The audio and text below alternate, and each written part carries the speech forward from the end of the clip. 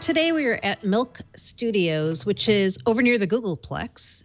What's the cross streets? 15th between 9th and 10th.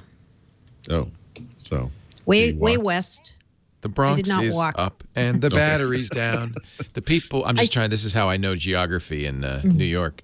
People ride around in the hole in the ground, New York. That's all way west. Way west. Way west.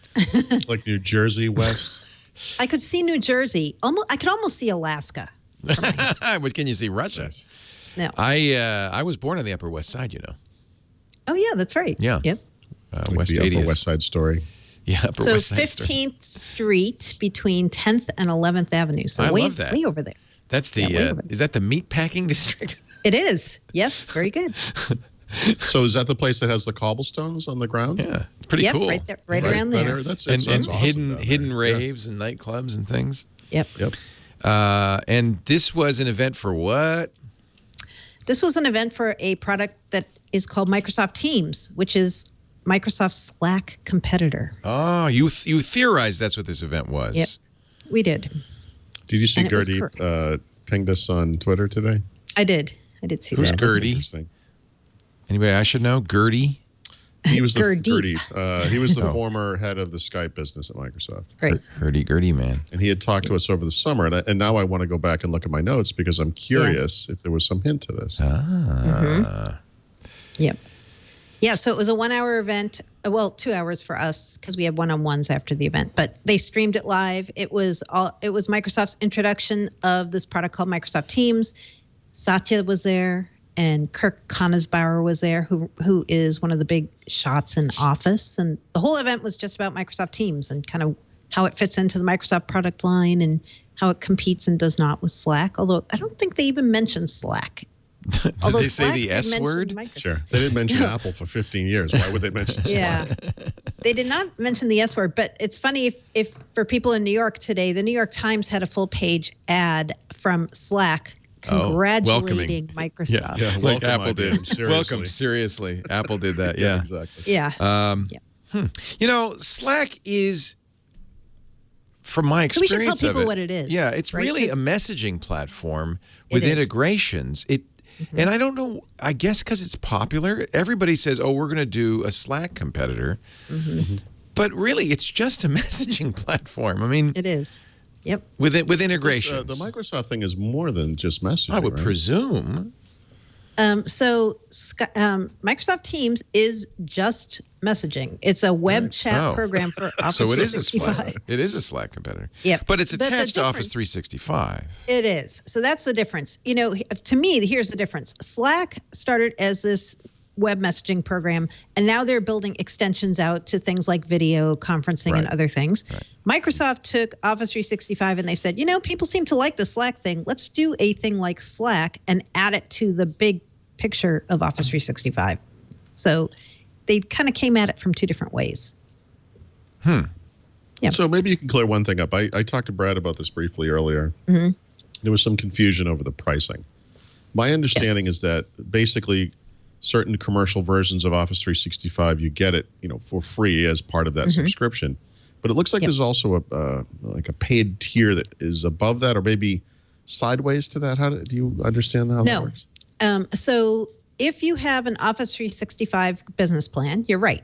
Business Essentials, Business Premium, Enterprise, E1, E3, E5, and E4, all of those get this Microsoft Teams thing added in for free as part of your existing subscription. So it's not free. You have to subscribe to Office 365.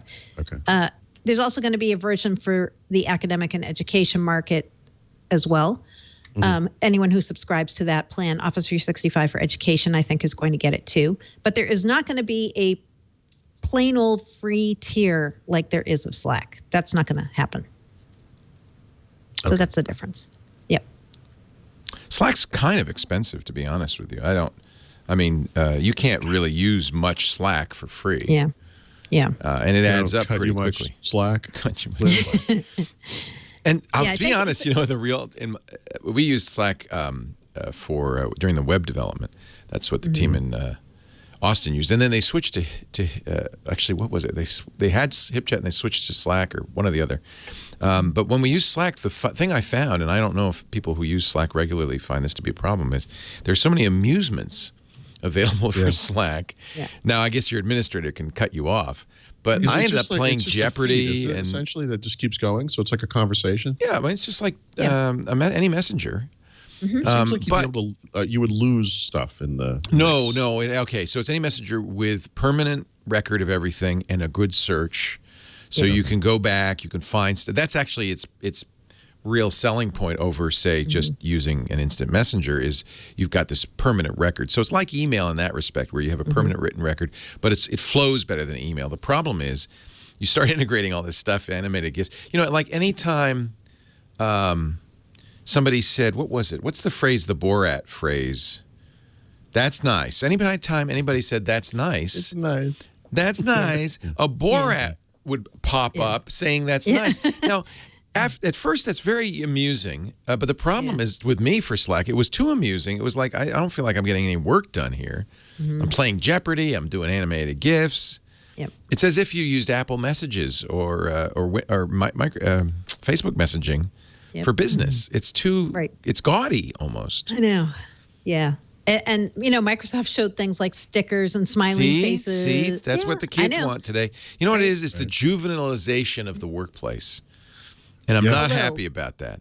Although I bet there's going to be a way for administrators to kind of police this, I would think. You know, and admin can turn all this stuff off. Yeah, you could say, okay, we want you guys to have the group chat. We want you guys to have some fun, some bots, integrated bots and stuff. But let's not turn this into Facebook. Well, but understand why they're doing this, I think, and I see this in a lot of areas, is that businesses think to attract millennials, you have to give them... By the way, are the fastest growing part of the workforce. Yes. I mean, you can't have a business without getting more young people in. Yeah, they don't understand email. This is the way they communicate. And I was not being facetious when I said the juvenilization of the workplace. You know, we had Halloween the other day. And I bet this was acted out across the country. Not much work done. It was a big costume party all day. Yeah. In fact, we lost business because of it. And I feel like this maybe we've gone... by the way, I feel exactly the same way. It's we're old, grumpy cosplay stuff. Everyone's dressed up like Captain America on a June night because they're going to go to some kids, giant auditorium full of other people. It's time to face the real work world. This is a far-reaching issue. I see this everywhere. Like, you guys familiar with the show Tiny House Hunters, right? This is basically a generation of people who will always be siphoning off of other adults. Right? They don't buy a home. They buy a trailer that they have to park in someone else's yard and not in mom and dad's yard. Yeah, it's great. Like it's like this, the continuation of childhood well into adulthood. And I fully understand, and no need to email me that we are sounding like grumpy old. Yeah, absolutely we are. But it's true, right? I know that. I know. Yeah. You know. And you, by the way, you can't say no to this because otherwise, I mean, like I don't want to dress up like a giant Smurf, so I'm an old guy. I get it, but I still find I had to wear a Deadpool outfit. I had to, because you have to keep the young people happy, or they'll go somewhere. They'll all go work for Burger King, and then what will you do? Right now, they have their hands on a knob, and they're like, "Careful, Laporte! I know. I can take this thing down right now." Here's the good news: none of them listen to any of the shows we do. So, it's just amazing. I ensure that. They go, with those grumpy old guys, I don't want to listen to that. I know it sounds like that, and I know every generation thinks the kids coming up are the biggest idiots in the world and they're going to ruin the country or whatever. But my God, are they the biggest idiots in the world? And they are ruining this country. Mary Jo is recusing herself from this conversation wisely. A wiser person than I. So I think Paul and I have both had this experience. I don't know if you have, Leo, but I've worked in offices where there's a lot of people around, and now I work at home by myself. I'm way more productive at home by myself. Yeah, the office environment, it's well known, is not ideal. There are benefits, because collaboration happens when you're with other people, right? It does. Right, and that's why I enjoy the work trips, right? So you have to put up with the nonsense parts, too, like baking cakes for the people's birthdays, all that fun stuff. You know, it's like it takes away from time. Yay, Mary Jo's a curmudgeon, too. I love She's just I used smarter to be about the it. baker for my office. so you I had to bread do in it. all the cakes. I think it's But wonderful, but it was fantastic. But yeah, you could see But when there's you also watch, like a forced camaraderie thing, right? yeah, because you're thrown together. I mean, well, and you have people, I think, whose jobs are to push camaraderie. Yeah. yeah. You know, they'll send out goofy emails to the team, and you know, like I just, again, I know I'm the old guy, but I'm like the guy in the corner saying, "Sorry, I'm trying to get work done over here." You know. Yeah. So I feel like that's what Slack is, though, and that what Microsoft Teams is going to be too, right? It's interesting that they're taking that point of view.